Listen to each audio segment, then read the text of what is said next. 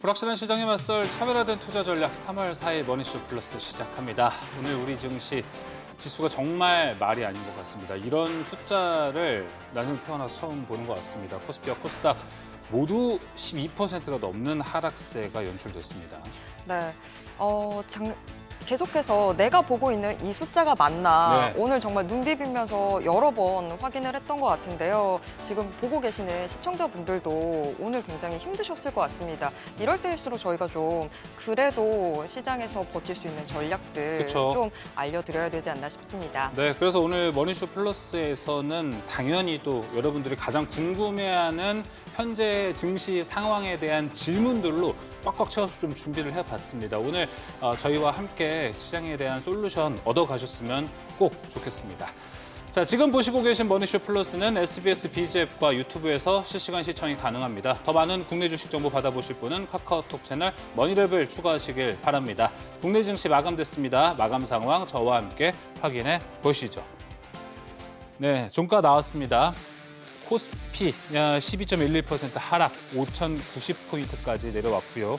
코스닥은 오늘로 1000스닥이 무너졌습니다. 13.98%, 거의 14%가 하락했다라고 볼 수 있겠네요. 978포인트의 장 마감됐습니다.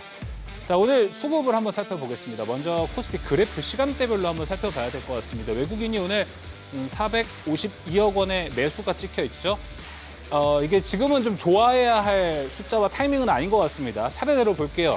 외국인이 장 초반에 매수세가 한번 나왔고요. 쫙 팔다가 다시 한번 12시 지나서 올라가는 매수세가 나타났고요. 장 막판에도 나타났습니다. 저 세 번의 타이밍이 여러분 반대 매매가 나왔기 때문입니다. 싸게 매물이 나왔기 때문에 외국인이 매수세를 들어왔다. 외국인이 한국 시장을 과감하게 적극적으로 산다라고는 우리가 해석을 할 수는 없는 상황입니다. 자, 이어서 코스닥도 한번 살펴보겠습니다. 마찬가지입니다. 저 주황색 선, 저 노란색 선이 올라가는 포인트가 반대 매매가 각각 나왔다라고 보시면 됩니다. 장 초반 12시가량 그리고 장 막판에 다시 한번 외국인이 1조 1,687억. 자, 1조 1,000억 원 가량을 싸게 매수를 했다라는 건데 그래도 외국인이 싸게 매수한 종목은 무엇인지 그걸 통해 전략을 잡을 수 있을지 오늘 저희 증시 인사이트에서 함께 이야기 나눠보도록 하겠습니다. 자, 오늘 시장 정말 힘들었습니다. 세 가지 키워드 정리해 보겠습니다. 첫 번째 키워드는요. 발동 한번 확인해 보겠습니다. 뭐가 발동됐을까요? 서킷 브레이커가 발동이 됐습니다. 코스닥이 먼저 11시 17분에 발동이 됐고요. 코스피에서는 1분 뒤 11시 18분에 발동이 됐습니다. 자, 아마 보이실 겁니다. 아무것도 거래가 진행이 안 되고 있는 흐름을 이 서킷 브레이커를 저희가 분봉 차트를 통해 확인해 볼 수 있었습니다. 자, 다음 화면 살펴볼까요? 이 서킷 브레이커는 작년 이제 8월 5일 이후에 처음이라고 합니다. 2024년 8월 5일입니다. 자, 코스피가 그때는 10% 넘게 급락을 했었고요. 삼성전자도 하이닉스도 엄청나게 빠졌습니다. 자, 그때 이유는요. 아래 공포, 미국의 경기 침체 이야기가 많이 나왔고 이때 샤메 법칙 이런 얘기를 좀 있었습니다. 지금 사실 생각해 보면 이때 하락을 참 무의미했구나라는 생각이 들 정도입니다. 하지만 그때 엔캐리 트레이드가 있으면서 아시아 증시가 모두 떨어졌던 기억도 좀 있습니다. 근데 이때 사이드 브레이커가 발동하고 2주 후는 어땠을까요? 삼성전자가 71,000원이었던 게 2주 후에 8만 원을 터치했고요. 하이닉스도 15만 6,100원 종가가 2주 후 종가는 19만 3,000원까지 올라갔습니다. 물론 코스피도 10% 이상 오르는 모습이 나타났습니다. 자, 이런 부분은 여러분들 지금 좀 이거 보시면서 지금 너무 비관적으로만 생각하지는 말고 최대한 긍정적인 마인드가 필요할 것 같아서 이 자료들을 함께 준비해봤습니다. 자, 이어서 두 번째 키워드 가보겠습니다. 두 번째 키워드는요. 준비, 뭘 준비해 볼까요? 자, 바로 확인해 보겠습니다. 오늘 또 시장에서 오피셜하게 나오는 소식은 아닌데요. 다시 한번 또 증시 안정 펀드 10조 원 카드를 만지작한다라는 이야기들이 좀 나왔습니다. 증시 안정 펀드, 증안 펀드는 경제 위기가 발생하면은 금융 당국이 이제 기관들, 금융회사들과 함께 자금을 조달해서 시장의 하방 압력을 막아주는 펀드라고 보시면 될 것 같습니다. 역대 한 3번이 나왔었는데 이 3번 모두 우리나라 시장이 엄청나게 흔들렸을 때입니다. 자, 지금 시장이랑 좀 비교를 해보면은 사실 지금 코스피를 보면요. 이틀 만에 1000포인트가 녹아내렸습니다. 그러다 보니 증환펀드가 나오는 게 좀 당연하다라고 이야기를 하는 측도 있는 반면에 하지만 그 이후에 지금 이게 좀 사실 버블로 올라간 증시인데 버블로 올라간 증시인데 이걸 가지고 증환펀드가 들어오는 게 말이 되느냐라는 이야기도 함께 나오고 있습니다. 여러분들 생각은 어떠신가요? 사실 지금 증시가 단기적으로 급락세가 나왔기 때문에 여기에 대해서 증환펀드가 들어오는 걸 좀 동의를 할 수는 있을 것 같습니다. 자, 그렇게 한번 살펴보겠습니다. 자, 이렇게 증환펀드에 대한 이야기 나눠봤고요. 다음 키워드 한번 넘어가 보도록 하겠습니다. 다음 키워드는요. 분쟁입니다. 자, 분쟁도 한번 확인해 보시죠. 자, 미국과 이란의 분쟁 타임라인을 한번 좀 정리를 해봤습니다. 어떤 일이 쫙 벌어지고 있는지 굵직굵직한 이야기들만 좀 한번 작성을 좀 해봤습니다. 자, 현재 오늘 나오고 있는 이야기는 트럼프 대통령이 이제 호르무즈 해협에 지나가는 유조선들을 미군이 호위를 해주겠다라는 이야기도 있었고요. 이란에선 차기 지도자로 이 하메네이의 차남이 됐다라는 설도 함께 돌아다니고 있습니다. 자, 제 등 뒤에 조금 그래도 이 분쟁이 길어지지만 않았으면 좋겠다라는 의미를 담아서 이란이 최근 한 4일 동안에 미사일을 발사한 숫자들을 한번 좀 봤습니다. 점차 줄어들고 있다라는 포인트들을 여러분들이 잘 봐주셨으면 좋겠습니다. 이란이 그래도 좀 싸우지 못할 정도로 가는 게 이 흐름의 끝을 우리가 볼 수 있는 지표가 되지 않을까 좀 생각이 듭니다. 꾸준히 한번 이것도 업데이트하면서 살펴보도록 하겠습니다. 자, 이렇게 세 가지 키워드 모두 한번 살펴봤습니다. 자, 여러 가지 이슈들이 많았습니다. 서킷 브레이커도 발동이 됐고요. 증환펀드는 현재 우리 증시에 도움이 될까? 자, 그리고 계속해서 미국과 이란의 분쟁들 언제까지 이 리스크는 지속이 될지 오늘 저희 머니쇼 플러스에서 이야기 나눠보도록 하겠습니다. 지금 시작합니다.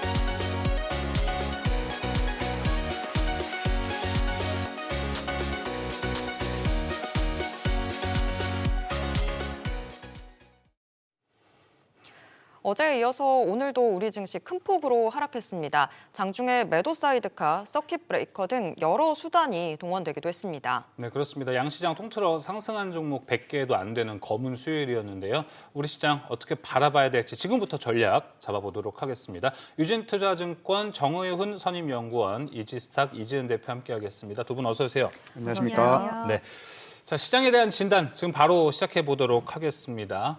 오늘 종가 코스피는 5,093포인트, 코스닥은 978포인트 내려갔습니다. 정말 수많은 종목이 내려갔습니다. 우리가 이걸 오늘까지만 하락이라 치더라도 이 정도의 큰 폭은 많은 분들이 좀 당황스러운 정말 대응하기가 어려운 시장이 이미 좀 되어 버렸습니다. 자, 먼저 정의훈 연구원님, 네. 사실 어제도 그렇고 오늘도 그렇고 미국 시장 마감된 거 보면은 계속 좀 실망을 크게 하게 되는 것 같아요. 네. 우리 증시, 미국 증시 왜 이렇게 좀 하락의 폭이 차이가 많이 날까요? 결국에는 지금까지 장을 움직였던 것이 어떤 펀더멘탈적인 개선세보다는 유동성 증시 장세였던 것이 영향을 좀 더 크게 줬다고 생각을 하고 있습니다. 그래서 어떻게 보면 유동성 증시에서 굉장히 많이 몰렸던 자금들이 어떤 트리거로 인해서 자금이 이탈할 경우에는 자금 이탈 또한 가속화되는 현상이 최근 이틀간 많이 벌어진 것으로 보이고, 그래서 제가 한 가지 확실하게 말씀을 드릴 수 있는 것은 지금은 어떤 산업적인 측면에서의 성장성과 이런 부분도 중요하겠지만 지금 현재 시점에서 이런 불확실성이 언제까지 갈 수 있을 것인가에 대한 예측이 더 중요하다고 생각을 하고 있어요. 그런데 저희가 사실 이 부분을 단언하기가 어려운 이유도 결국 트럼프의 생각이 무엇인지, 예. 이란은 어떤 입장을 가지고 있는지가 전문가분들께서도 의견이 분분한 것 같습니다.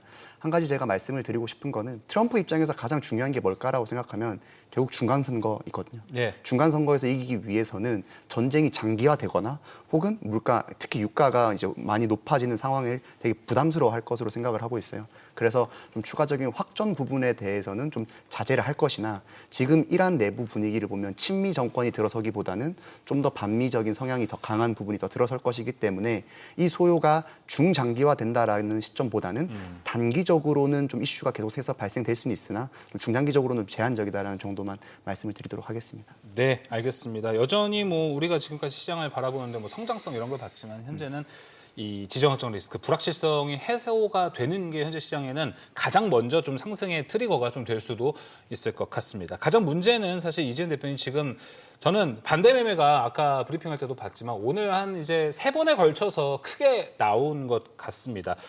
아직도 내일도 남아 있다고 보십니까? 네, 좀 남아있지 않나라고 보고 있고요. 얼마 전까지 신용 잔고가 32조까지 좀 육박을 하면서 특히 코스닥 위주로 신용이 좀 쏠리는 모습을 보여줬는데 뭐 지금은 대형주 그리고 중소형주 할 것 없이 10% 이상의 하락폭이 키워지고 있기는 하지만 통상 이제 중소형주들 같은 경우에는 더욱더 변동성이 커지기 때문에 일단 추가적인 신용 물량에 대한 압박은 좀 이어질 수 있는 가능성 열어둬야 될 것 같고요. 네. 내일 특히 장 초반에 나올 수 있는 가능성이 있다라고 보고 있는데 이 신용 물량이 좀 더 위험할 수 있는 부분은 반대 매매에 대한 물량도 있겠지만 신용 회피하고자 하는 물량들이 결국엔 투매로 이어지고 또 그 투매가 추가적인 투매를 불러일으킬 수 있다라는 점이 시장에서는 좀 우려 요소로 아직까지는 남아 있다. 그래서 지금 시장에서는 이 부분이 어떻게 좀 소화가 되는지에 대한 부분도 지켜볼 필요는 있다라고 생각합니다. 근데 지금 시장 자체가 근데 왜 외국인들 움직임이 지금 좀 앞으로도 좀 예상이 안 되는 게 중동 전쟁이 터지기 전에도 계속 외국인들이 국내 시장으로 적극적으로 오는 흐름은 아니었잖아요. 전쟁이 만약에 진정이 된다고 하면 외국인이 그때는 돌아올 수는 있는 걸까요? 그 전의 흐름들부터 이미 아니었기 때문에 좀 예상이 좀 안 돼요.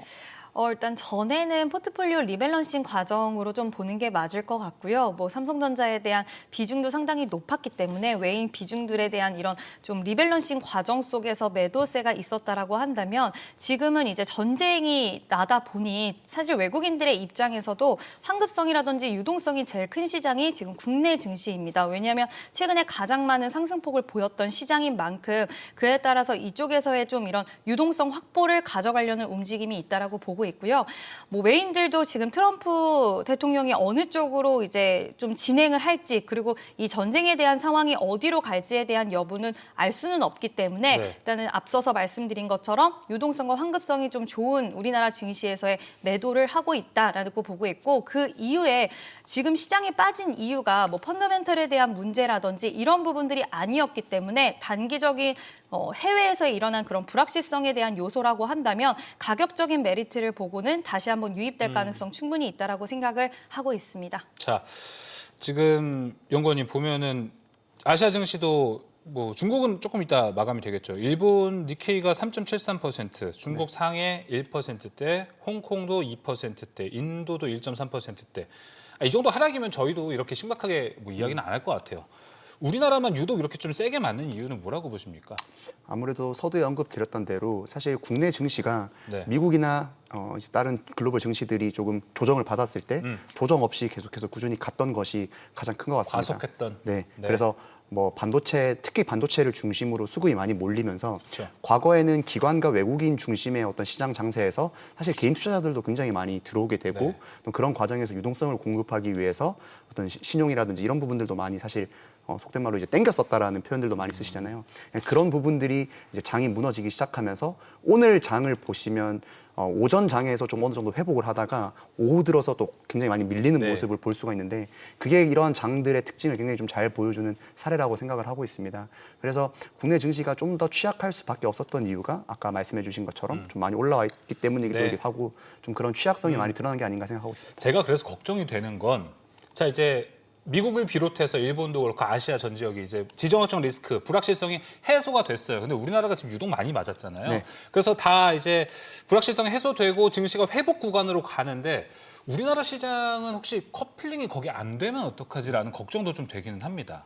그렇습니다. 결국에는 증시를 지금 떠받들고 있는 주체들의 네. 심리가 중요할 것 같아요. 그러니까 지금 국내 증시가 이렇게 많이 맞았을 때 하락폭을 굉장히 많이 가져갔다라고 하는 것은 다시 들어갔을 때 지금 많이 가격이 싸졌느냐라는 관점에서 또 접근하시는 분이 계실 텐데 지금 현재 하락폭만 놓고 봤을 때 상승폭 대비해서 아직까지 많이 빠진 건 아니라고 생각이 들 수도 있거든요. 그렇기 때문에 추가적인 그런 모멘텀이 발생할 수 있을까? 혹은 추가적인 모멘텀이 발생하기 전에 이러한 리스크가 더 발현되는 네. 것은 아닌가에 대한 우려가 공존할 것이거든요. 그래서 지금 단기적으로는 후자에 있던 우려가 좀 더 커지는 구간이 아닌가 생각이 들어요. 그래서 지금 어떤 지수가 많이 하락을 했다라고 해서 섣불리 이제 들어가는 움직임보다는 조금 더 시장의 하락폭을 좀 진정세를 보시고 들어가시는 게 더 좋을 거 생각했습니다.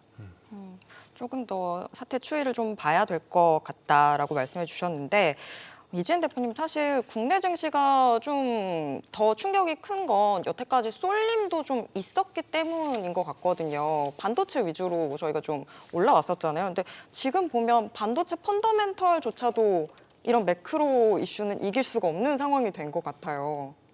네, 뭐 이제 우리가 펀더멘털이 좋으면 시장이 낙폭을 확 축소를 했을 때 그리고 그 부분이 훼손되지 않는다라고 했을 때는 시장의 선택지에서 가장 먼저 선택을 받을 수 있다라는 그 가능성에 대해서는 여전히 뭐 진행할 수밖에 없는 상황이긴 하지만 이 대내적인 불확실성에서는 여러 가지 공급망에 대한 리스크도 발생이 될 수가 있고요. 그리고 물가 상승에 대한 부분들, 인플레이션에 대한 재점화, 결국에는 금리 인하에 대한 기대 심리는 더욱더 멀어질 수밖에 없는 상황 속에서 매크로적인 이런 불확실성이 생긴다라고 한다면 지금 시장에서의 아무리 반도체가 뭐 업황에 네. 대한 호조가 있다라고 해도 당장은 이런 위험성이 있는 자산에 대해서는 좀 회피성이 나올 수밖에 없다라고 보고 있고요. 근데 이제 그게 당연히 그런 부분들이 지금은 반도체가 좋은데도 왜 이렇게 빠질까라고 의문점을 날 수는 있겠지만 또 반대로 생각했을 때는 지금 많이 올라왔던 구간 속에서 차익에 대한 빌미가 있었던 것이고 추후에는 계속적으로 올라오는 시장도 없지만 계속적으로 빠지는 시장도 없을 거라는 것을 네. 염두를 해서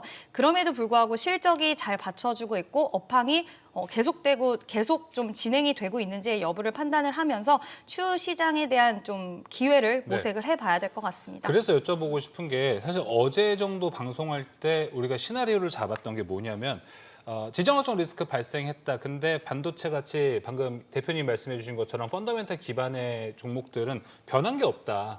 기다리면 된다. 이런 스탠스였거든요. 근데 오늘 하락폭을 보니까 뭐 리밸런싱 이야기도 지금 나오고 있고 다시 반등한다면 우리가 그렇게 지금까지 봐왔던 상승세를 기대하기 어려울 수도 있겠다. 좀 보수적인 생각이 들더라고요. 이틀 동안 빠진 거를 보면 뭐 기술적인 거 다 말해주지는 않지만 사실 기술적 종목들을 한번 살펴보면 뭐 그동안의 추세에 만들어놨던 게 무색할 정도로 다 역방향 추세를 타고 있는 상황이라서 이게 과연 되돌림이 나올 수 있을까라는 의문은 누구나 좀 가질 수 있는 구간인 것 같아요.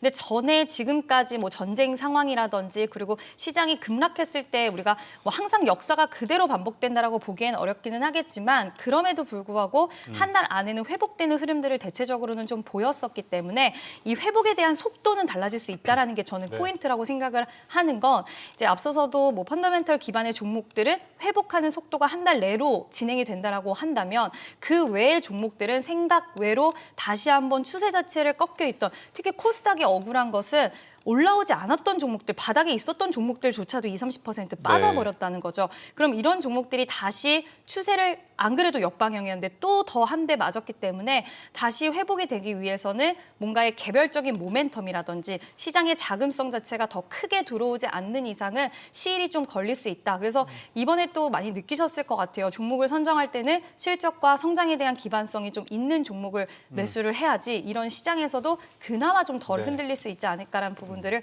다시 한번 좀 느끼게 된 시장인 것 같습니다. 예, 앞으로 좀 어떻게 펼쳐질까요? 연구원이 봤을 때 지금의 하락을 다 견뎌내고 어떻게 좀 V자 반등이라는 걸 우리가 기대해도 좋을지, 뭐 소위 정말 최소 데드캣 바운스 같은 거라도 우리가 기대를 할 수 있는지가 네. 좀 궁금합니다. 저는 그런 접근보다는 네. 그러니까 그게 좀 무서운 것 같아요. V자 반등이 설령 난다라고 할지라도 그 V자에 있는 그 저점을 네. 함부로 예측하는 것은 굉장히 위험하다고 아, 생각해요. 좋은 말씀입니다. 그래서 뭐 이제 소위 이제 떨어지는 칼날을 잡기는 좀 굉장히 리스크가 크다라고 하잖아요. 네. 그래서 왜냐하면 지금 당장 오늘 저녁 만약에 누군가가 오늘이 저점이다라고 예측을 한다고 하더라도 오늘 저녁에 어떤 지정학적 리스크가 또 불거질 수 있는지는 예. 아무도 알 수가 없는 것이기 때문에 지금 현재 측면에서는 바닥을 잡는 시도보다는 이러한 지정학적 리스크가 얼마만큼 좀 진정이 많이 되는가 그런 측면에서 봤을 때는 아까 서두에서 말씀드린 것처럼 산업적인 성장성을 집중하기보다는 지금 현재 장을 움직이고 있는 뉴스의 진정성이 언제부터 돌아왔을 수 있는가를 좀 보셔야 될 거라 생각하고 있습니다. 알겠습니다. 이준 대표님, 지금 뭐 반등이 될 만한 이벤트라도 사실 이때 뭐 하나 있었으면 좋겠어요. 막 소위 말하는 뭐 내일 갑자기 뭐 엔비디아가 실적 발표한다든지 뭐 GTC를 한다든지 그러면은 뭔가 반전이 될 수 있는 흐름이 나오는데 진짜 딱하게도 다음 주까지 뭔가 이벤트가 없어 보입니다. 네, 공백이 좀 많은 네. 상황이라서 지금 당장 좀 기대를 할 수 있는 것은 이제 외국인의 수급이 오늘 코스닥 같은 경우에는 그래도 1조 정도 좀 매수를 해준 모습이라서 일단 수급이 좀 돌아오는 여부에 대한 부분들을 그나마 좀 기대할 네. 수 있지 않을까라고 보고 있고요. 사실 지금 구간에서는 저도 아쉽다라고 생각하는 건 미국이든 우리나라든 뭔가 빅 이벤트가 좀 있어줘야지 분위기 반전에 대한 부분들이 될 수는 있을 것 같은데 가장 중요한 건 지금 전쟁에 대한 부분들이 좀 마무리는 당장은 안 되겠지만 네. 약간 국면 자체가 그래도 좀 진정할 수 있는 국면의 이야기가 나와준다면 그나마 좀 분위기는 바뀌지 않을까라고 보고 있습니다. 알겠습니다. 네. 코스피가 5,093. 두 분은 어떻게 생각하세요? 5,000은 지켜낸다? 5,000을 기준으로 지금 시장을 봐도 되는 타이밍이라고 보십니까? 아니면은 정말 좀 길게 네. 좀 보수적으로 봐야 된다고 보십니까? 저는 지금은 하방은 열어두는 게 맞다고 생각을 하고 있습니다. 사실 오늘 같이 10% 넘게 빠지는 장이라고 하면 논리적인 설명이 안 되는 거거든요. 맞아요. 그러니까 종목이 10% 빠지는 수준이 아니라 지수가 10% 빠졌다라는 거는 어떤 이제 코스피 내부의 어떤 네. 본질적인 문제라기보다는 외부 영향이라든지 수급 영향이 훨씬 더 크게 미치기 때문에 5,000선이 안전한 지지선이겠지, 혹은 4,000선이 혹은 6,000까지 갈 수 있겠지라는 접근은 아직까지는 좀 위험하지 않나 생각하고 있습니다. 이준 대표님은요?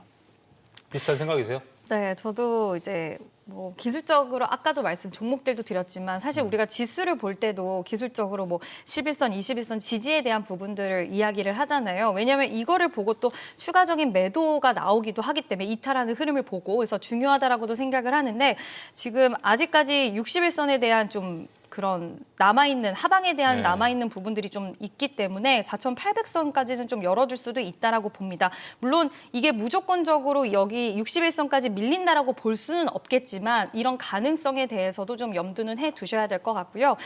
가장 중요한 거는 오늘 수급이 외국인이 좀 잡히기는 했지만 이제 밤사이 미국 증시와 미국 증시는 그래도 지금 버텨주고 있거든요. 그래서 미증시의 흐름이나 이런 것들 좀 체크를 해보면서 일단은 좀 넓게 네. 방향을 가져가야 될 것 같습니다. 더 하방에 열릴 수 있는 가능성들 좀 열어두고 저희가 시장을 봐야 될 것 같습니다. 다음 이야기 주제로 넘어가 보도록 하겠습니다. 오늘 그래도 또 에너지 방산주 일부 종목들 상승하긴 했는데 어제에 비하면 여기도 사실은 상승 종목 수가 좀 많이 줄었습니다. 균열이 생겼어요. 네. 이 세터 안에. 정희훈 연구원님, 그러면 방산주도 하루 만에 옥석 가리기가 네. 진행된 거다 이렇게 봐야 되는 걸까요? 전 대표적으로 LIG 넥스원이 대표적 예인 것 같아요. 오늘 장중에 봤을 때 굉장히 높은 주가 상승률을 보이다가 현재 장 마감된 시점에서는 6% 넘게 빠진 거거든요. 그래서 지금 원래는 전쟁이라든지 지정학적 리스크가 날 때마다 예. 국내 방산주는 항상 좋았습니다. 그래서 저도 원래 논리적인 접근으로라고 하면 지정학적 리스크가 커질수록 방산주에 대한 관심도가 높아질 것이고 특히 무기에 대한 부분도 내용들이 기사가 많이 나와요. 국내에 있는 천군이라든지 이런 네. 부분들이 실제로 많이 활용된다는 뉴스가 나오고 있는데 오늘 넥스원이 보신 것처럼 결국에는 단기 수급 영향을 이길 수 있는 것은 아무것도 없거든요. 그래서 그런 관점에서는 물론 조심해야 될 필요성은 있으나 만약에 이 같은 단기적인 사태가 조금 진정된다라고 하면 결국은 뭐만 남게 되냐면 당장엔 전쟁은 안 남더라도 전쟁에 대한 불안감은 남게 될 거예요. 그러면 국가적인 불안감이 남게 되면 그때서라도 좀 무기라든지 이런 부분에 대한 확충에 대한 니즈는 좀 커질 수가 있습니다. 특히 중동을 중심으로 한 그런 움직임이 커지면 거기에 무기들을 수출했던 국내 방산주들에게는 추가적인 수주로 기대될 수 있다 정도로 정리할 수 있을 것 같습니다. 그러니까 미국 시장, 간밤 미국 시장에서도 방산주들이 안 올라갔어요. 네. 오늘 우리 증시도 이런 모습인 건데 전쟁 발생, 방산주 하락, 요거는 그동안에 지정학적 리스크가 많이 있었으니까 좀 피로하게 느낀다는 거예요? 맞습니다. 거기에 대한 피로감도 있을 것이고 어. 전쟁 발생이라고 하는 것이 무기에 대한 수요로 이어지기 전에 글로벌 매크로적인 환경을 먼저 무너뜨린다라는 측면이 아하. 더 크게 작용한 것 같습니다. 예, 알겠습니다. 네. 뭔가 수주가 더 늘어날 수 있는 부분들은 열어놔야 된다라고 하셨을 때 거기서 잡히는 키워드들은 이번 전쟁으로 해서 봤을 때는 미사일 쪽으로 이제 무게감이 쏠리는 건가요? 맞습니다. 특히 이제 미사일 쪽에서 이번에 사실 재래식 무기들에 대한 미사일 쪽만 활용도가 많이 이제 부과가 됐었고 천궁이라든지 이런 부분들도 많이 대두가 됐었기 때문에 확실히 그런 부분에서 수주가 이어진다라고 하면 방어 체계에 대한 수주가 먼저 이어지지 않을까라고 생각을 하고 있어서 관련돼서 뭐 넥스원이라든지 아니면 네. 혹은 하나에어로스페이스 같은 국내 주요 방산 기업들이 좀 수혜를 볼 수 있지 않을까 생각하고 있습니다. 네. 자, 일단은 그러면 키워드는 뭐 미사일과 방어 체계 이쪽으로 좀 방산 좀 잡아볼 수 있을 것 같은데 그러면 지금 사실 오늘 시장에서도 방산주들 변동성이 이렇게 나타났던 상황이라서 이진 대표님 방산주들 자체의 비중은 저희가 어떤 식으로 잡고 가야 되는 건지 오늘 사실 다 덜어냈었어야 되는 거였을까요? 오늘 아마 좀 이제 통상 보통 이렇게 지정학적 리스크가 불거졌을 때는 방산주가 시세를 이어갔을 거라고 기대하시고 어제 매수하신 분들도 많이 계셨을 것 같은데 오늘 장중에 좀 낙폭이 확대가 된 모습 속에서 저는 LIG 넥스원은 오늘 좀 많이 밀리기는 했지만 앞으로 방산주를 보신다라고 한다면 당분간은 이쪽으로의 좀 무게는 더욱더 확대될 가능성은 좀 있다라고 보고 있는데 이번에 이제 UAE 쪽에서 방공망에 대한 초기 요격률이 지금 천궁2가 한 90% 정도를 달성을 했다라고 하더라고요. UAE 쪽으로 납품을 했던 이 천궁2가 굉장히 좋은 요격률을 보였고 지금 요격 미사일 같은 경우에는 탄도 미사일을 추격하는 과정 속에서 더 많이 필요한 그런 부분들도 진행이 되는 상황 속에 지금 재고 부족이 계속적으로 나타나고 있다라고 합니다. 미국 쪽에서. 그렇게 됐을 때 미국에서 증설을 하고 뭔가 그 공급량을 늘리려고 하더라도 시간과 금액적인 부분이 제한이 되는데 천궁2가 이거를 대체할 수 있다는 이야기가 나오고 예. 있어서 중동 쪽에서 지금 중동 리스크 굉장히 커지고 있잖아요. 나라도 확대되고 있고. 그래서 중동 쪽에서 추가적인 수준은 좀 일어날 수 있을 거라고 생각이 들어서 오늘 LIG 넥스원이 거래량에 실린 하락이 좀 불편하기는 하지만 추후에 이제 방산 쪽의 종목들 움직임을 보신다면 LIG 넥스원이 좀 더 강한 시세는 나올 맞아요. 가능성 네. 있다라고 생각을 합니다. 아마 우리나라 방산 빅4 중에 지금 중동에 가장 많은 수출을 대고 있는 게 아마 LIG 넥스원인 걸로 알고 있습니다. 그래서 어제도 가장 강했고 오늘 변동성이 좀 컸는데 오늘 변동성은 근데 이진 대표님 저는 한화 시스템 보고 깜짝 놀라가지고 장 초반에 거의 뭐 상한가에 가까운 수치가 가다가 네. 마이너스 18%? 이게 방산 주가가 이런 흐름을 보여주는 거는 거의 본 적이 없어가지고 이게 무슨 밈 주식처럼 네. 움직이다 보니까 개인 투자자분들은 이제 방산주 접근을 어떻게 좀 보수적으로 보는 게 맞겠죠? 지금 만약에 보유하고 계신 분들이라고 한다면 사실 고점에서 매수를 하신 분들이라고 한다면 지금 마음고생 좀 많이 있으실 것 같아요. 근데 어느 정도는 물량을 좀 덜어두시는 거는 좋을 수는 있겠지만 방산주들은 길게 봤을 때 중장기적인 관점으로 봤을 때는 다시 한번 기회는 좀 올 수 있다라고 봅니다. 그래서 비중이 너무 부담스럽고 매수 가격이 너무 힘들다라고 하신다면 네. 어느 정도 비중은 좀 덜어내시고 그게 아니고 신규 접근을 원한다고 하신다면 한번 바닥이 다져지고 난 이후에는 중장기적인 관점으로는 유효하다는 의견 드려보도록 하겠습니다. 네, 저희가 이 전쟁이 일어났을 때 이런 리스크와 함께 방산, 해운, 정유 이렇게 움직이는데 또 마침 오늘 이제 정의훈 연구원이 방산 쪽을 또 커버하는 게 있어서 하나만 더 여쭤보자면 이런 지금 미국과 이란의 분쟁이 끝나고 난 뒤라고 좀 편하게 생각을 할게요. 네. 작년처럼 방산은 좀 꾸준한 섹터가 되겠죠?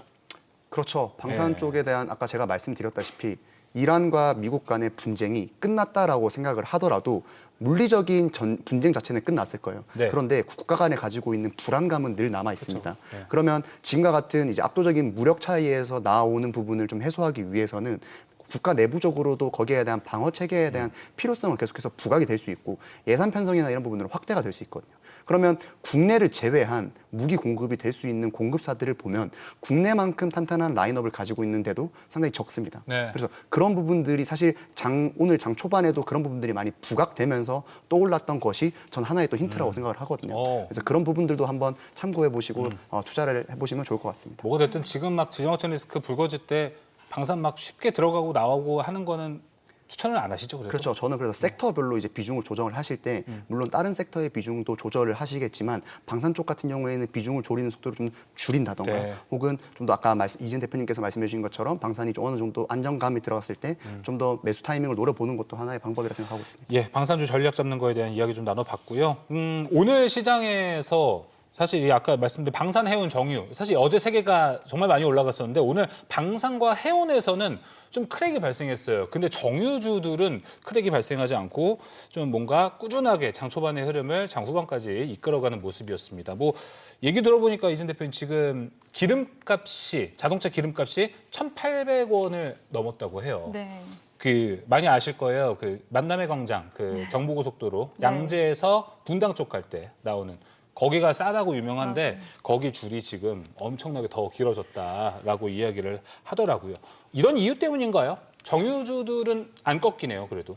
네, 일단 근데 이런 전쟁 리스크가 있었을 때 항상 테마성으로 움직이는 관련된 종목군들이 사실 시세가 좀 강하다라고 볼 수가 있을 것 같고요. 뭐 흥하해운이라든지 중앙에너비스라든지 이런 종목군들이 실질적으로 이런 어떤 리스크, 전쟁 리스크가 터졌을 때 가장 빠르고 강하게 시세를 보이기는 하지만 전쟁 리스크가 또 어떻게 진행이 되는지에 따라서 변동성도 크게 확대가 되기 때문에 어떤 정유 관련돼서는 이제 우리가 가격 상승에 대해서 같이 민감도 있게 움직이는 종목군들은 저는 국내 증시에서는 약간은 좀 보수적인 시각을 갖고 있는 상황이라서 보유하고 계신 분들이 지금은 뭐 상한가에 안착을 했기 때문에 이 시세에 대한 흐름들을 수급적인 요인을 활용해서 진행을 하실 수는 있겠지만 길게 끌고 가기에는 저는 좀 무리가 있지 않나라고 생각을 합니다.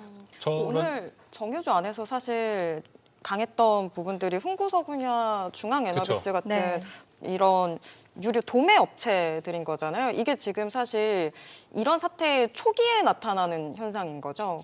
네, 항상 초기에 나타나기도 했고 물론 그때 이제 우리가 그 전에 사건과는 좀 다르게 보는 건 그 전에는 뭐 컨테이너선이라든지 이런 해운 쪽에 대한 이제 좀 막히는 현상들이 있었다라고 한다면 지금은 에너지 쪽에 이런 안보에 관련된 문제가 더 불거지고 있어서 이 부분에 있어서 이 석유 관련돼서 정유 관련된 종목군들이 시세가 더 이어질 수 있을 거라는 전망치도 나오고 있긴 하지만 지금 방금 언급하신 그 종목들이 실질적으로 이런 수혜적인 측면에서 우리가 결국엔 숫자에 대한 부분들도 봐야 되는데 이게 연결고리를 지어 본다라고 했을 때 그렇게 드라마틱한 변화나 이런 것들을 기대하기는 지금 상황에선 좀 어려울 수 있다. 그래서 테마성의 종목으로 저는 지금은 보는 게 맞지 않나라고 생각을 합니다. 네, 지금 유가나 보면 많이 올라가요. 그럼 다시 또 인플레이션에 대한 우려도 좀 생겨날 수 있습니다.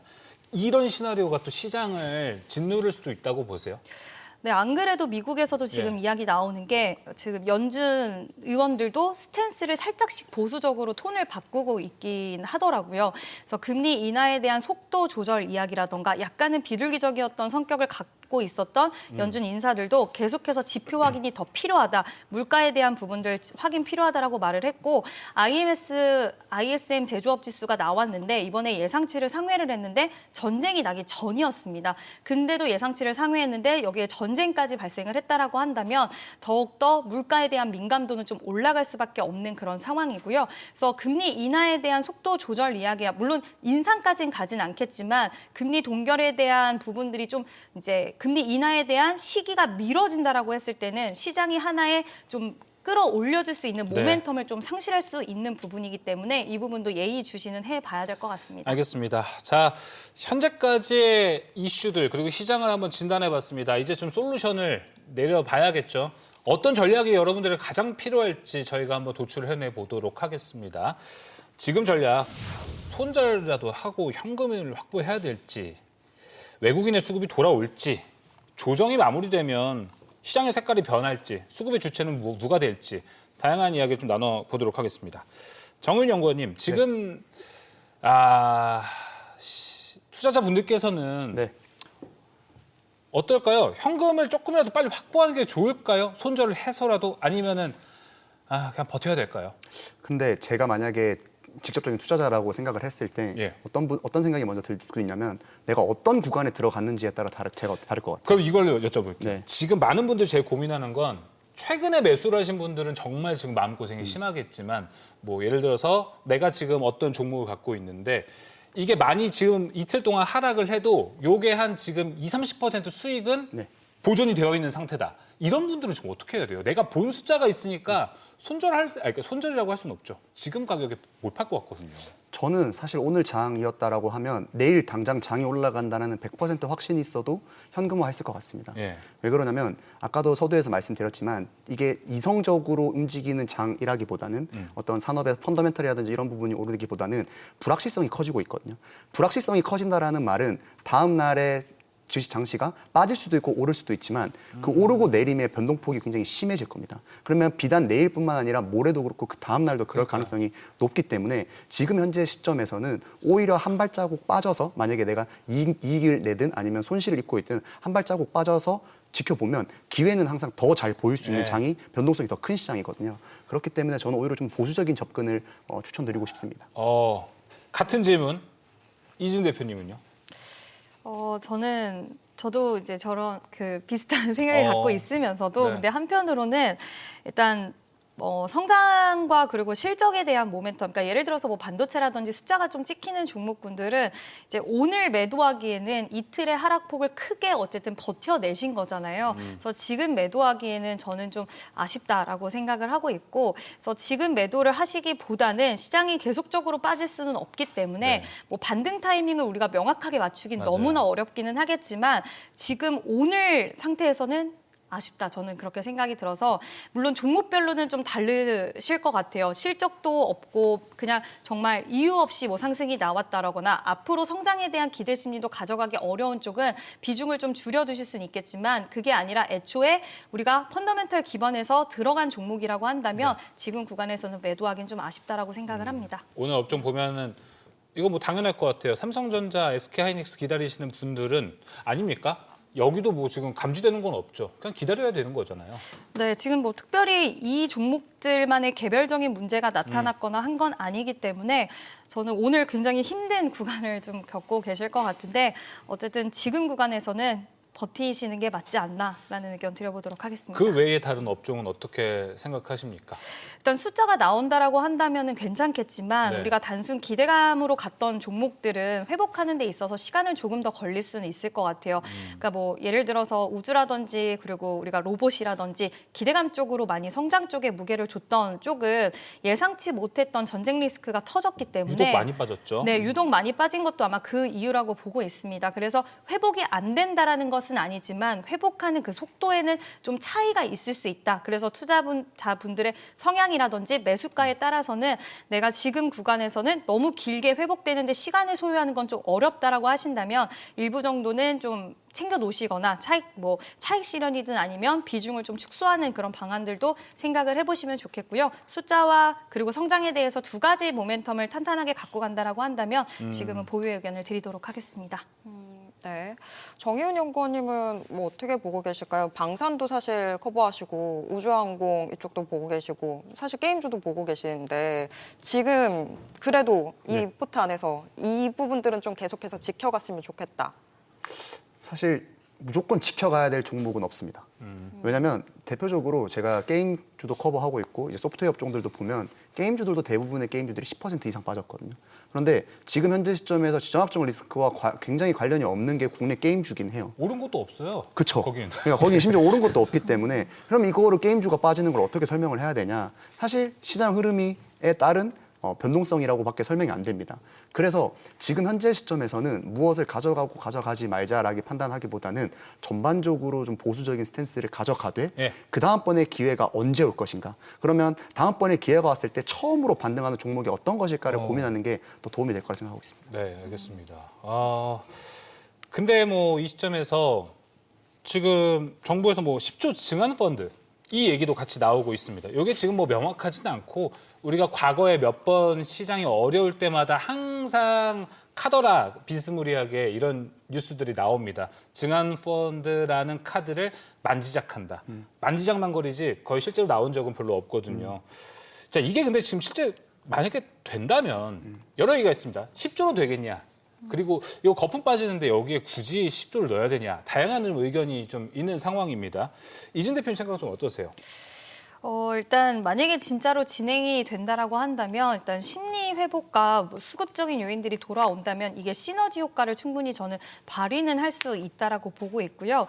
지금 항상 그 카드만 만지작거리고 좀 진행이 안 됐던 맞아요. 부분들이 있다라고 말씀을 하셨는데 그 어느 때보다도 정부 정책적으로 모멘텀을 좀 붙이려고 하는 시기인 만큼 좀 더 공격적인 부분들을 시장이 지금은 심리가 상당히 위축되어 있긴 하지만 이게 조금만 풀리는 부분들이 보여졌을 때 이 증안펀드에 대해서 만약에 진행이 된다라고 한다면 다시 한번 정부 정책에 대한 모멘텀을 좀 믿고 갈 수 있는 그런 가능성이 저는 예전과는 좀 다르다라고 생각을 하기 때문에 네. 긍정적인 쪽으로도 해석을 할 수는 있지 않을까라고 봅니다. 네, 지금 채팅창에는 이런 의견도 있네요. 이거를 증안펀드라는 카드를 안 만지고 효과만 나오는 게 베스트일 수 있다. 이런 이야기가 있는데 저는 좀 공감이 되는 것 같습니다. 연구원님도 그렇게 좀 보실 것 같아요. 저는 그 만지작거린다라는 시그널만 준다라는 측면에서 그러니까요. 봤을 때는 이게 유의미한데 이걸 실제로 투입하기에는 정부 당국에서도 상당한 부담이 있어요. 그럼요. 그래서 정부 당국에서도 우리도 이 카드를 만지고 있어라고 하는 그런 시그널 자체가 시장에 주는 맞아요. 효과 정도로 해석해야 되지 않을까 생각하고 있습니다. 예, 알겠습니다. 자, 지금 시장을 봤을 때는 여러분들 수급 환율 두 개만 더 한번 더 따져보고 이야기를 해보도록 하겠습니다. 이진 대표님은 오늘 뭐 새벽에 환율 뭐 1,500원 넘어갔다는 얘기도 있었고 지금 외국인들의 수급 계속해서 빠져나가고 있는 거. 이 두 가지 뭐 다 중요하겠죠. 연결되어 있을 수도 있고. 네. 뭐가 좀 우선시 되어야 된다고 보세요? 일단 근데 결국에는 시장이 걱정하는 부분이 두 가지의 연결고리가 그만큼 맞아요. 깊기 때문에 걱정을 하는 부분이라서 뭐 한쪽만 체크할 수는 없을 것 같고요. 이제 원달러 환율에 대한 상승은 당연히 외국인의 매도세를 좀 불러일으킬 수 있는 거고 그럼 또 증시가 약세가 될 것이고 그럼 또 외국인 수급이 이탈할 수가 있고 다시 한번 원화 약세로 이어질 수 있기 때문에 이제 악순환의 고리로 두 가지는 좀 같이 보셔야 될 것 같고요. 어저께 코스피 야간 선물도 6% 정도 크게 좀 빠지는 구간도 있었더라고요. 그래서 오늘 코스피 야간 선물도 역시 좀 같이 체크를 해봐야 될 것 같습니다. 알겠습니다. 자, 그러면은 오늘 이 수급도 좀 중요한 포인트가 될 것 같아가지고 제가 전에 오늘 시장 준비하면서 외국인들 지금 많이 팔고는 있지만 그래도 종목을 안 사는 건 아니거든요. 지금 어떤 종목 좀 사고 있는지 한번 정리를 해봤습니다. 외국인이 이건 이제 순매수한 종목인데 오늘 제가 장중에 본 거라서 2시 반 기준입니다. 뭐 셀트리온 보이고요. 삼성전자 우선주도 사고 있는 모습입니다. 어제 확정 수급을 한번 살펴보면요. 어제도 셀트리온이 눈에 띄네요. 905억. 한화시스템. 사실 어제는 그럴만했죠. 이슈가 막 터졌기 때문에 LIG 넥스원 같은 종목도 좀 있었고. 자, 그럼 최근 한 달은 어땠냐? 최근 한 달은요. 두산에너비들이 가장 많이 샀고 계속해서 여러분 눈에 띄시나요? 셀트리온이 또 나오네요. 4,816억 원. LG화학 그다음에 있고요. 삼성 SDI가 있습니다. 근데 지금은 좀 현재 시장에서는 많이 좀 얻어맞은 종목들이 다수이기도 한데 뭐 여기 있는 종목 다 떨어졌습니다. 이진 대표님 여기서 좀 쭉 보셨을 때 눈에 띄는 종목 좀 있으신가요? 일단 이번에 셀트리온이 실적이 좀 잘 나왔기 때문에 네. 물론 이게 전쟁이 장기화됐을 때는 공급망 리스크에 대한 부분이나 의약품줄 쪽에도 좀 우려는 될 수는 있겠지만 이번에 수출 데이터도 좀 잘 나왔고 앞으로 바이오시밀러라든지 그리고 또 지금 바이오시밀러뿐만 아니라 지금 파이프라인을 상당히 많이 확보한 가운데 뭐 ADC 쪽이라든지 여러 시장 속으로 진입하려는 움직임도 나오고 있어서 셀트리온도 최근 분위기가 나쁘진 않았어요. 그래서 회복된다라고 했을 때는 좀 흐름 긍정적으로 볼 수 있지 않겠나라는 생각이 들어서 뭐 기술적인 부분은 지금 다 무너졌기 때문에 이거를 차치하고 그러니까 그 기업에 대한 원래 매력도 이런 것들을 봤을 때는 저는 셀트리온도 좀 긍정적으로 생각을 하고 있습니다. 알겠습니다.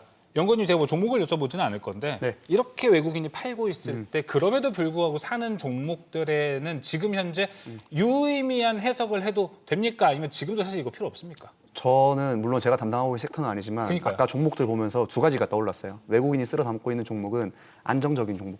그러니까 상대적으로 이제 증시 영향을 좀 덜 받을 수 있는 종목. 그걸 이거나 읽으셨군요. 혹은 이 지금 현재 시점과는 아무 상관이 없지만 성장성이 그래도 이게 이 먹구름이 거칠 때 처음으로 이제 반등을 할 수 있는, 그러니까 악영향을 좀 덜 받는 종목들을 상대적으로 외국인들의 수급이 많이 몰린 게 아닌가 생각하고 있습니다. 알겠습니다. 여러분들이 오늘 저희 증시인사이트 시장 진단에 대한 이야기 좀 보시면서 답답한 마음이 많이 해소되셨으면 좋겠고 궁금한 것들도 많이 해소가 되셨으면 좋겠습니다. 자, 일단 오늘 증시인사이트 시간은 여기서 함께 마무리해보도록 하겠습니다. 정의훈 연구원, 이지은 대표 함께 했습니다. 오늘 고생 많으셨습니다. 감사합니다.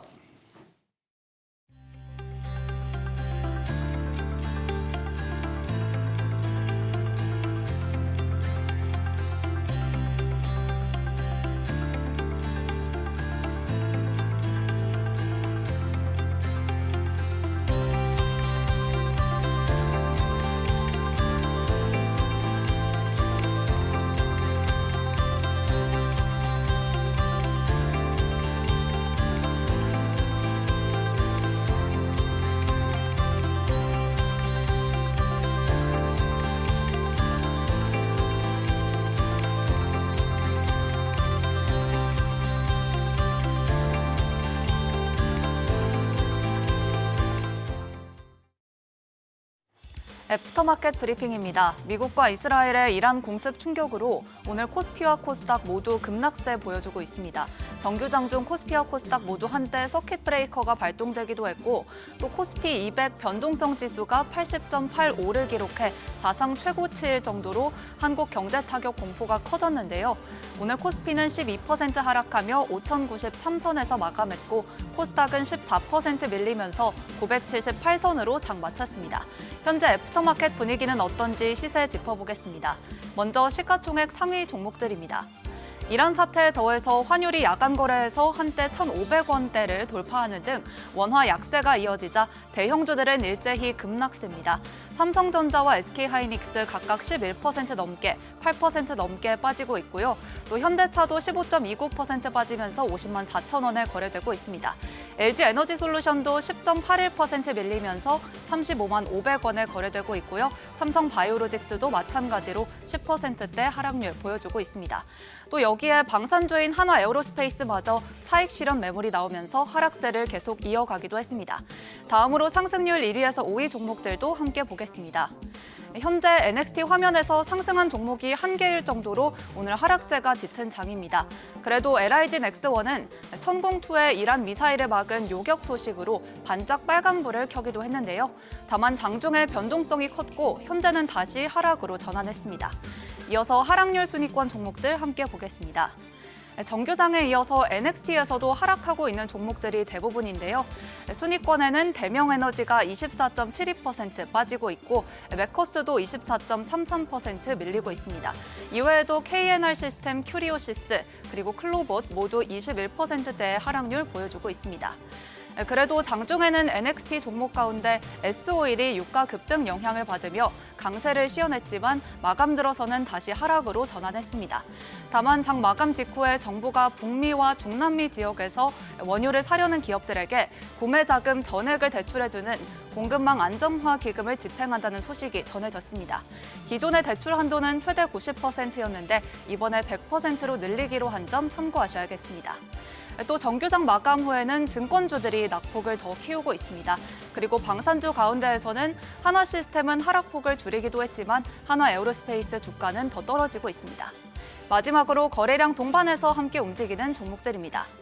어제 급등했던 방산주인 한화시스템과 삼형컴텍이 오늘은 빠지고 있습니다. 한화시스템은 15% 넘게 빠지고 있고 삼형컴텍도 마찬가지로 15.01% 하락률 보여주고 있습니다. 그리고 해운 운임 상승의 효과를 볼 것으로 기대됐던 해운주인 HMM도 오늘 급락세 보여주고 있습니다. HMM의 컨테이너선 한 척이 두바이 항에 대피한 것으로 알려지면서 선박의 안전 문제가 대두된 영향입니다. 그리고 두산에너빌리티도 유가 급등으로 인플레이션 우려가 커지자 원전주들 급락세에 합류하고 있습니다.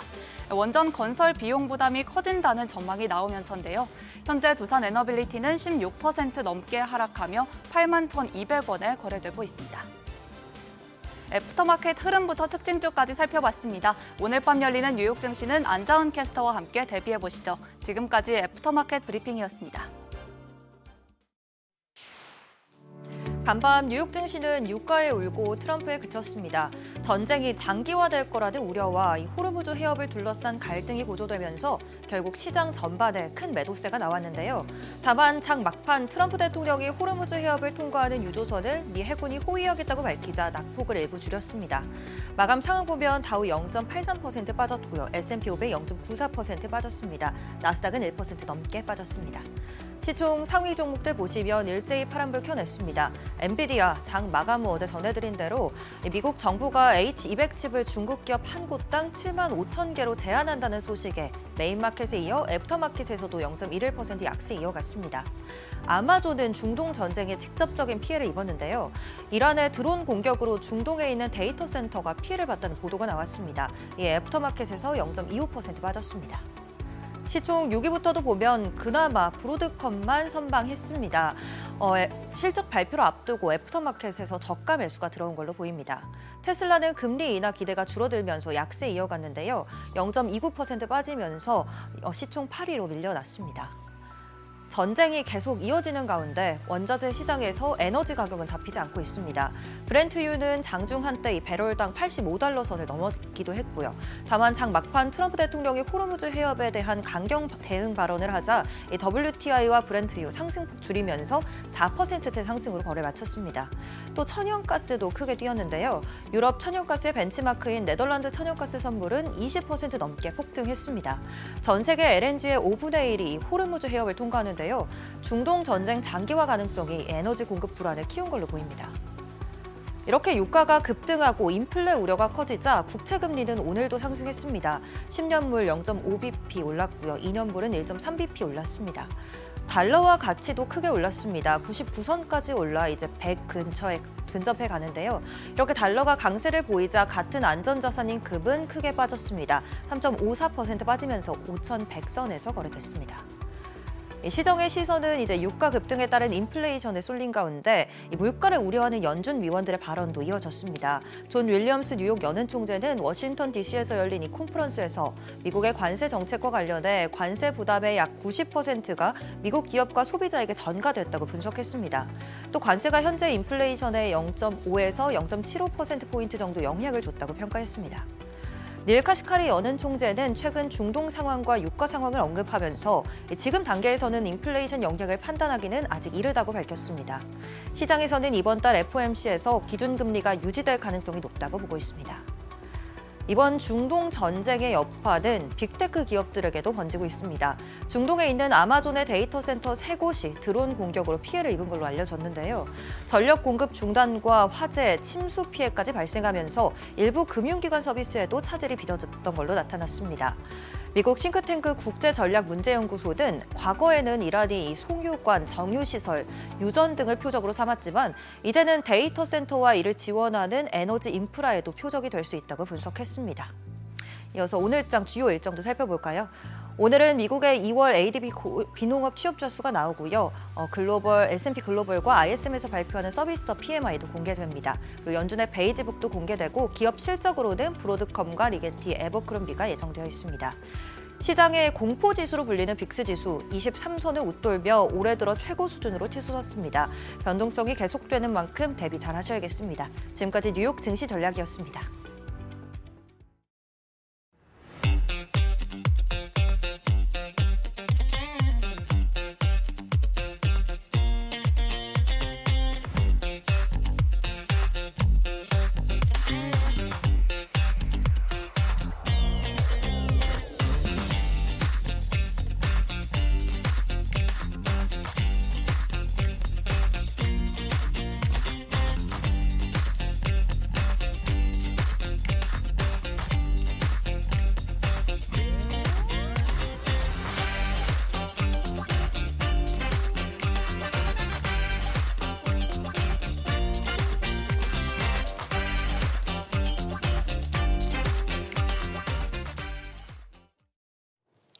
간밤 뉴욕 증시 3대 지수가 동반 하락한 가운데 이란이 호르무즈 해협을 통과하는 선박 10척에 미사일 공격을 시도해서 원유 시장이 다시 한번 출렁이고 있습니다. 관련 영상 보고 오시죠.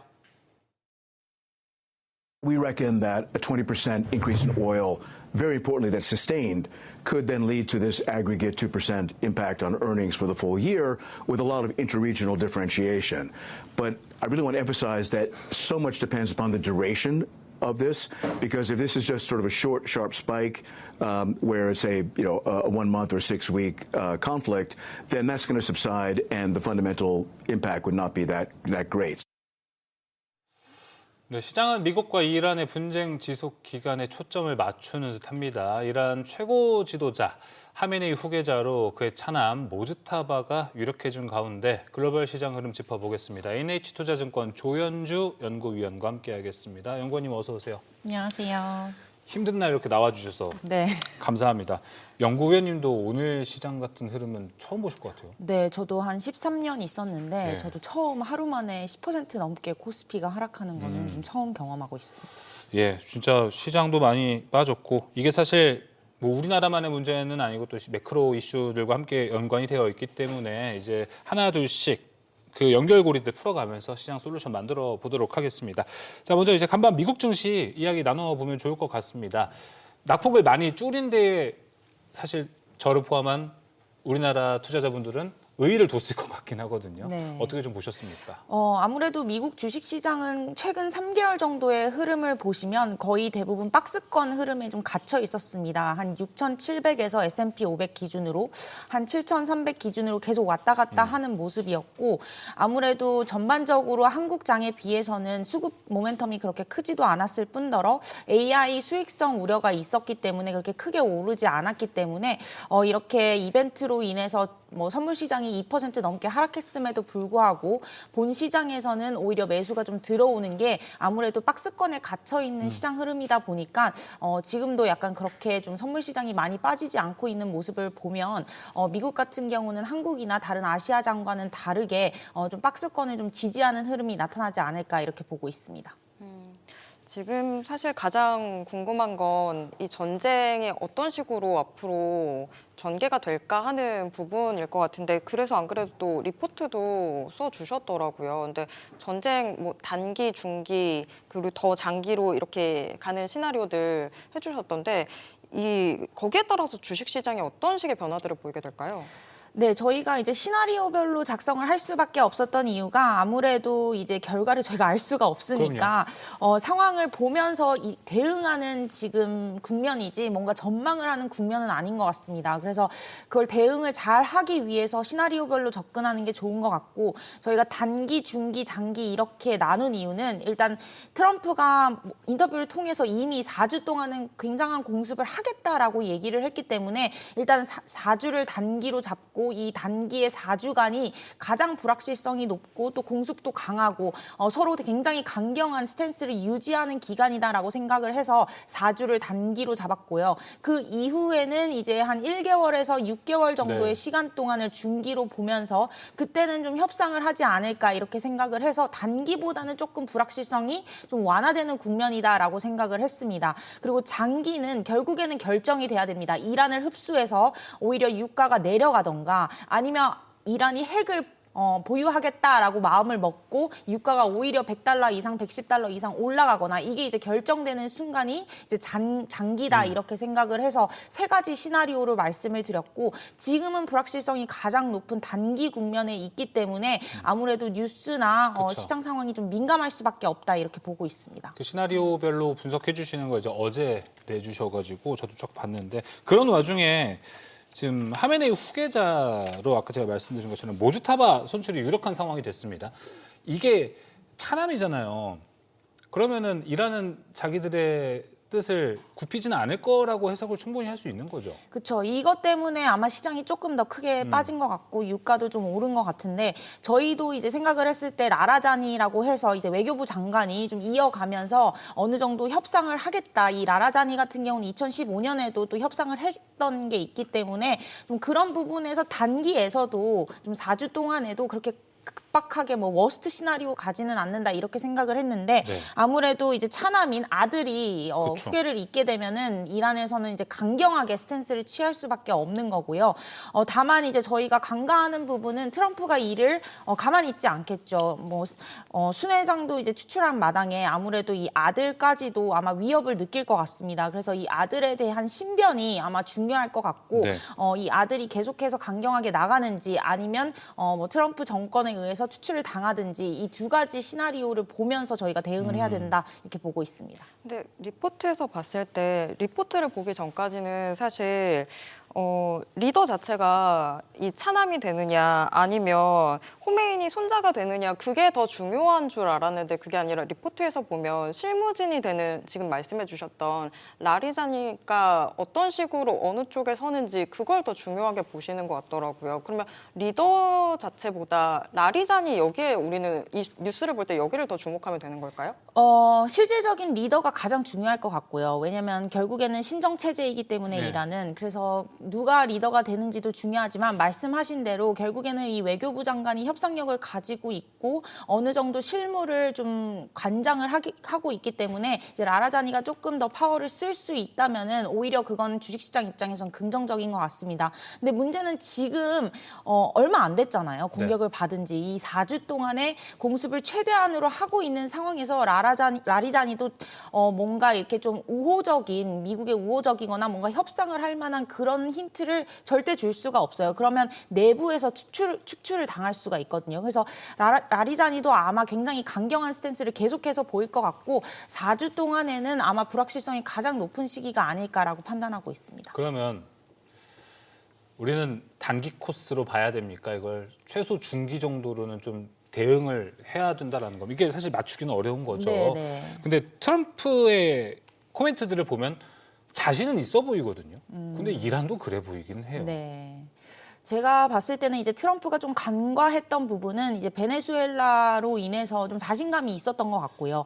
이란에 대한 정권 흡수가 굉장히 좀 원활하게 이루어질 거다라고 생각을 했던 것 같습니다. 아무래도 하마네이를 바로 사망이 했으니까 그래서 그런 부분들 때문에 조금 간과한 게 아닌가라는 생각은 가지고 있고요. 네. 당연히 저희가 중장기까지 계속해서 이 이벤트가 시장의 부담 요인으로 간다라고 보기는 어려워요. 저희는 유가도 이제 4주 정도 그쵸. 이후에는 좀 완화가 될 거고 이 이벤트도 한 4주 이후에는 트럼프도 중간 선거가 있기 때문에 결국에는 어떻게든 협상의 테이블에 앉지 않을까라고 생각을 하고 있어서 저희가 이게 중기까지 그리고 장기까지 계속 가는 흐름보다는 단기 한 4주 정도로만 보고 있는 이벤트로 아직까지는 보고 있는데 이 4주 정도가 이제 지나게 되면은 조금은 그 방향성이 한 1, 2주 뒤에는 나오지 않을까 이렇게 보고 있습니다. 앞으로 유가는 어떤 식으로 좀 움직일까요? 블룸버그는 뭐 108달러도 얘기하는데요. 이러면 전쟁 전보다 한 80% 오르는 거잖아요. 네. 어떻게 전망하세요? 결국에는 유가는 호르무즈 해협이 제일 중요해요. 이 부분이 빨리 풀리면 풀릴수록 유가는 안정화가 되는 거고 이게 계속해서 이제 늦게 풀리면은 말씀하신 대로 100달러는 당연한 거고 뭐 120달러까지도 계속해서 올라갈 수밖에 없는 구조다라고 네. 생각을 하고 있습니다. 근데 다행히도 이제 트럼프가 그걸 뭐 4주 이상 뭐 6개월 이상 그렇게 계속 해협이 중단되게끔 놔두지는 절대 그쵸. 않을 것 같고요. 그렇기 때문에 저희가 생각했을 때는 유가 역시도 호르무즈 해협이 이제 뚫리게 되면은 조금씩 유조선이 이제 움직일 수 있게 되면은 그때는 좀 가파르게 되돌림이 나오지 않을까라고 판단하고 있습니다. 결국에 지금 뭐 우리나라 시장도 그렇고 전 세계 시장을 억누르고 있는 게 이 호르무즈 해협이 어떻게 지금 여기가 이란이 봉쇄를 푸느냐 마느냐 요거 일단 해소되면 시장에서 아마 반응이 나올 가능성이 큽니다. 근데 그 시그널은 연구위원님 뭘로 보십니까? 저도 오늘 방송 브리핑으로는 이란이 발사하고 있는 미사일 수가 점차 줄어들고 있다는 걸 저도 오늘 좀 주된 포인트로 봤어요. 네. 어떻게 좀 생각하세요? 아무래도 유조선이 잘 안 건너니까 네. 발사하는 것도 좀 줄어들지 않는가. 아, 오히려 그래서 줄어들었다. 왜냐하면 이란이 군사적 역량이 줄어들었다라고는 해석할 수 없어요. 이란의 군사 영역은 줄어들었다라고 보기는 아직 좀 이른 것 같아요. 얼마 안 됐기 때문에. 다만 말씀하신 대로 이란과 미국의 군사 카팍스를 봤을 때는 확실히 이란이 조금 더 어렵죠. 그래서 네. 강대강으로 계속 장기화되는 게 이란 입장에서도 쉽지 않을 거예요. 거의 이란은 거의 죽기 살기로 하는 거고 미국 같은 경우는 이제 거의 뭐 밖에서 외부에서 거의 지상전 없이 하는 거기 때문에 훨씬 더 이란이 불리한 입장인데 여기서 더 이제 호르무즈 해협이 장기화될 수 있다의 시그널의 첫 번째는 지상전에 대한 미군의 투입 여부가 가장 중요할 것 같습니다. 근데 그럴 가능성은 거의 없고 전혀 없다고도 계속 얘기를 했기 때문에 호르무즈 해협의 이제 봉쇄 장기화 가능성은 저희가 적게 보는 이유가 그거라고 생각하고 있습니다. 네. 지금 너무 어려운 그런 뭔가 예측하기도 쉽지 않고 그런데 물가는 어떤 식으로 될까요? 물가요. 네, 지금 혹시 뭐 인플레이션 우려는 계속 얘기가 네. 나오는데 뭐 스태그플레이션까지도 갈 수도 있는 건가 좀 궁금해지더라고요. 사실 지난 금요일에 이런 이란 사태가 터지기 전에도 이미 미국의 PPI, 그러니까 도매 물가 지수가 2개월 연속 예상치를 상회하면서 이 스태그플레이션에 대한 공포가 있었습니다. 그러면서 주가가 좀 많이 하락하기도 했었고요. 그 도매 물가가 올라왔던 가장 큰 이유는 이제 관세에 대한 영향이 조금씩 이제 가격 정가로 나타나는 게 아니냐라는 우려가 있었거든요. 그래서 스태그에 대한 우려가 어느 정도 있는 상황에서 이런 이란 이슈가 터지면서 아마 그 물가 부담에 대한 우려는 계속 있을 것으로 예상을 합니다. 그래서 아마 당분간은 유가가 이제 내려갈 때까지는 계속해서 스태그 우려가 있고 그렇기 때문에 이제 물가 부담이 있는 기업들이나 섹터 같은 경우는 크게 회복되기가 어려운 국면이다 이렇게 생각을 하고 있어서 물가에 대한 우려가 결국에는 연준의 정책을 바꾸는 데까지 맞아요. 가느냐 이게 이제 중요한 포인트인 것 같고요. 아직까지는 뭐 그런 부분들을 보이지는 않고 있지만 그런 부분들이 보이게 되면 미국 시장도 한국 시장만큼은 아니겠지만 좀 많이 2% 이상 하락할 수는 있다 이렇게 보고 있습니다. 스태그플레이션도 거론이 될 수 있겠군요. 지금 뭐 전쟁으로 인해서 유가 올라가고 인플레이션, 경기 악화가 계속 좀 연이어서 나올 수 있다는 것도 우리가 좀 체크가 많이 필요할 것 같습니다. 진짜 시장이 좀 이 정도였나요? 좀 진퇴양난이 된 분위기가 된 것 같다라고 좀 생각이 드는 것 같습니다. 그런 반면에 오늘 미국 주식이 사실 트럼프가 그 유조선을 호위한다라고 해서 그거 반영해서 낙폭을 좀 축소했던 것 같아요. 그때 그래서 유가도 72달러까지 내려갔던 걸로 기억을 하거든요. 근데 지금 선물 보니까 다시 좀 치고 올라가는 분위기입니다. 시장은 근데 이 호위라는 코멘트를 처음엔 좋게 받아든 것 같은데 지금 글쎄 또 약효가 좀 떨어졌다고 보시나요?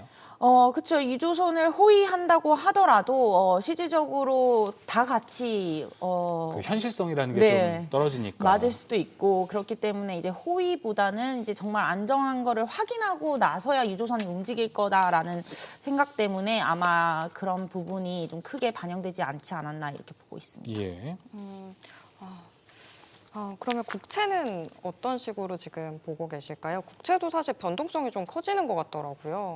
네, 아무래도 이제 유가가 올라가면 물가가 올라가기 때문에 결국에는 금리도 같이 물가에 연동돼서 올라갈 수밖에 없고 뭐 연준에서도 이 물가에 의해서 긴축을 오히려 시작해야 되는 금리를 인상해야 되는 이슈에 대한 거론도 막 나오고 있고 그렇기 때문에 이제 국채 금리가 당연히 올라갈 수밖에 없는데요. 네. 사실 이렇게 물가가 올라와서 국채 금리가 올라오는 부분이 맞지만 물가가 올라오게 되면 결국 경기가 안 좋아질 수 있습니다. 그래서 이런 이벤트로 인해서 경기가 안 좋아지면 사실 10년물 국채 금리는 또 하락을 하게 되거든요. 그러면 단기 국채는 올라가고 10년물 국채 금리는 하락하는 네. 굉장히 안 좋은 상황이 발생을 하는 거죠. 그래서 이런 상황이 발생하는 거를 트럼프가 감당하기도 굉장히 어려울 것 같아요. 중간 선거를 앞두고. 그래서 아마 GDP에 영향을 미칠 정도의 수준으로 물가가 계속 올라가서 금리가 지금은 10년물이랑 2년물이랑 같이 올라가고 있는데 어느 순간 이제 경기에 대한 우려를 반영하면서 10년물이 가파르게 떨어지게 된다면 아마 거기서 트럼프는 좀 멈춰야 되지 않을까라는 생각은 저는 갖고 있습니다. 알겠습니다. 뭐 이런 것들이 지금 뭐 미국 정부 차원에서 뭐 이제 금리의 하락, 금리 인하에 대한 것도 가능성을 좀 더 내려버리는 상황들이 많이 나오겠죠. 가능성이 지금 희박하다는 예, 말씀이시죠? 그렇죠. 그렇죠, 맞습니다. 지금 물가가 올라오고 유가가 만약 $70 선을 유지한다고 치면 실질적으로 전년 대비 유가 상승률이 거의 5%가 되는 건데 그러면 사실 물가도 5년 기대 인플레이션이 좀 튈 수밖에 없거든요. 작년 2025년 6월에도 똑같았습니다. 그때도 핵시설 공격했을 때 유가가 튀면서 이제 5년 기대 인플레이션도 확 튀었거든요. 근데 다행히도 금방 유가가 가라앉았습니다. 그러면서 물가도 완화가 됐기 때문에 이번에는 이제 적어도 4주 동안은 진행된다라고 본다면 작년 6월보다는 좀 길어지는 거죠. 예. 그러면 연준이 이 부분들을 간과할 수는 없다. 아마 지켜보지 않을까. 그래서 금리 인하가 좀 지연될 가능성은 있다라고 보고 있고요. 다만 긴축까지는 좀 어렵다 이렇게 생각하고 있습니다. 그러면 저희가 앞서서도 계속 투자 전략들 이야기를 좀 했었는데 지금 시장에서 금리 인하 기대감도 낮아지고 하면 주식의 비중을 줄이고 뭔가 안전자산이나 이쪽 비중을 더 키워야 될까요? 아니면 기다려보고 그조차도 결정을 해야 되는 또 걸까요? 안전자산이 요새 안전자산 같지가 않아가지고 금 가격은 오히려 내리고 네. 달러는 오르긴 했는데 일단은 저희가 봤을 때 지금 이 이벤트로 인해서 포트폴리오를 완전히 바꾼다기보다는 말씀하신 대로 대응의 영역이기 때문에 좀 지켜보는 게 맞는 것 같고요. 오히려 과도하게 하락하는데 펀더멘털에 이상이 없고 이제 저희가 전쟁까지 뭐 크게 확산되지 않는다라고 가정을 한다면 오히려 바닥을 좀 지켜보면서 담아가는 전략이 좀 더 낫지 않을까라고 생각을 하고 있습니다. 특히 미국 같은 경우는 또 크게 빠지지도 않았기 때문에 어느 정도 맞아요. 이 하방 지지선이 있다라고 생각을 해서 크게 염려할 부분은 아니고 오히려 패닉셀이 나오게 된다면은 저는 오히려 이런 부분들은 이벤트가 말씀드린 대로 이게 장기화되기는 이란이랑 미국 모두에게 너무 좋을 게 없기 때문에 결국에는 이런 이벤트는 시간이 갈수록 무뎌지고 좀 해결이 된다라는 점에서는 오히려 좀 유가의 영향을 좀 덜 받지만 성장주라던가 아니면 펀더멘털이 견조한 대형 빅테크 기업 같은 경우는 오히려 담아가도 좋다 이렇게 보고 있습니다. 그러면 뭐 지금 미국 빅테크는 접근이 너무나도 괜찮은 시기가 좀 돌아왔다. 뭐 지금 당장보다는 저희가 4주라는 기간이 있고 또 굉장히 공습이 앞으로 더 강하게 나올 네. 거기 때문에 지켜보면서 조금씩 내릴 때마다 담아가는 게 좋을 것 같고요. 뭐 빅테크 내에서도 좀 반도체 중심이라던가 아니면은 AI 수익 활성화에 좀 더 기대가 높은 알파벳이라던가 이런 쪽이 좀 더 좋지 않을까. 경기 민감한 테슬라나 뭐 아마존보다는 좀 더 차별화돼서 M7도 접근하는 게 좋다 이렇게 보고 있습니다. M7만큼 국내에서 이제 미국 주식 투자하시는 분들이 또 궁금해하는 게 팔란티어거든요. 네. 지금 또 전쟁이 나가지고 팔란티어의 재평가 이야기가 솔솔 네. 좀 나오고 있습니다. 네. 여기도 좀 껴서 이야기를 들어보면 네. 지금 오히려 수혜를 받지 않을까요? 네, 맞습니다. 저희 이번 월보 오늘 나갔는데요. 팔란티어 신규 편입을 했습니다. 그동안 이제 소프트웨어에 대한 우려 때문에 많이 내려왔던 팔란티어가 말씀하신 대로 방산에 대한 보안 쪽에서 두드러지게 저희가 성과를 보일 수 있는 점, 그리고 또 소프트웨어 에 대한 우려에서도 팔란티어 같은 경우는 좀 논외로 데이터도 많이 보유하고 있고 그래서 그런 부분들이 이제 AI 에이전트로 대체되기가 어렵거든요. 그래서 팔란티어는 오히려 지금 사셔도 된다 이렇게 좀 판단하고 있습니다. 엔트로피카는 시너지가 날 수 있다라는 네. 둘 중에 하나 선택이 아니고 시너지가 될 수 있다라는 평가도 함께 나오고 있습니다. 네, 이 부분도 좀 체크를 해봐야 될 것 같고 위원님. 저희가 전쟁 얘기를 좀 많이 하긴 했는데 혹시 전쟁 말고도 주의해야 되는데 우리가 지금 놓치고 있는 게 혹시 있을까요? 뭐 지금 상황에서는 이제 전쟁이 가장 중요하고 만약에 또 뭔가를 고민해 봐야 된다 하면은 뭐 오늘 발표나는 브로드컴 실적이라던가 저희가 항상 계속해서 미국 주식시장을 박스권으로 밀어 넣었던 이 AI에 대한 관련한 기업들의 마진 그리고 캐펙스 투자 그리고 수익 활성화 이런 것들을 좀 눈여겨봐야 된다라고 생각을 하고 있어서 여전히 이 미국 기업들에 대한 실적 특히 매출이랑 캐펙스가 아니라 EPS 그리고 마진 이 부분을 좀 눈여겨봐야 된다 이렇게 말씀드리고 있습니다. 브로드컴 실적 발표가 있었어요? 네. 야, 전쟁 오늘 아니었으면. 저녁에. 네. 이거 전쟁 아니었으면 아마 핫한 뉴스 중에 하나가 됐고 내일도 우리 시장에 중요한 재료로 작용됐을 것 같은데 아직은 제가 봤을 땐 조용히 또 묻히지 않을까 아쉬운 마음이 또 생겨나고 있습니다. 후에 또 뭐 아까 안전자산 이야기 나와서 비트코인을 짤막하게 보겠습니다. 지금 좀 올라가기 시작하네요. 네. 1%대로. 코인 굉장히 많이 내려서 아마 좀 들어가고 싶은 욕구가 네. 있을 수 있을 것 같은데 비트코인 같은 경우는 이런 전쟁 이슈나 이런 지정학 리스크가 이제 터지게 되면은 오히려 이제 나스닥이랑 비슷하게 좀 흘러가는 흐름이 있어서 지금 반등을 하고 있지만 여전히 코인에 대한 매력도는 아직까지는 좀 더 네. 지켜봐야 된다 이렇게 보고 있습니다.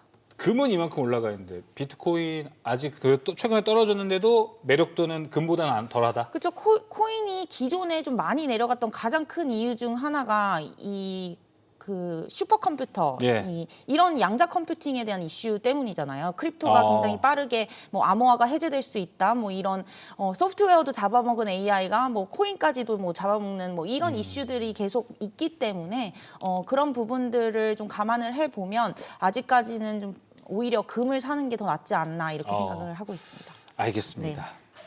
자, 오늘 투자 노하우는 여기서 마무리하도록 하겠습니다. NH투자증권 조현주 연구위원과 함께했습니다. 오늘 말씀 고맙습니다. 네, 머니쇼 플러스 오늘 저희가 준비한 소식은 여기까지입니다. 모든 투자 판단의 책임은 투자자분들께 있다는 점 알려드립니다. 네, 여러분의 모든 경제 SBS 비즈가 함께하겠습니다. 저희는 내일 오후 3시 30분에 다시 찾아뵙겠습니다. 고맙습니다.